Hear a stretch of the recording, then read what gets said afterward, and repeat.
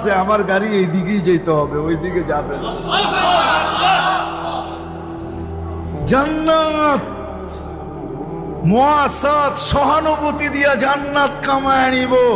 আমার মতো সবজি বিক্রিকারী, আমার মতো মাছ বিক্রিকারী, আমার মতো গোশত বিক্রিকারী, আমার মতো দৈনন্দিন মুদি দোকানদার, আমার মতো দৈনন্দিন প্রয়োজনের জিনিস যারা বিক্রি করে, ওরা 11 মাস জান্নাত কামানোর কোনো সুযোগ হয় না, মসজিদে যাওয়ারই সুযোগ হয় না, নামাজ পড়ারই সুযোগ হয় না, আল্লাহ আল্লাহ করারই সুযোগ হয় না।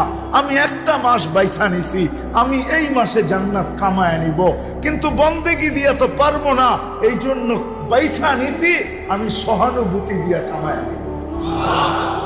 বলো কোলামা যে সহানুভূতির বিনিময়ে জান্নাত দিবে কি দিবে না? ওয়াদা আছে কি নাই? হ্যাঁ, তখন আপনিও বলতেন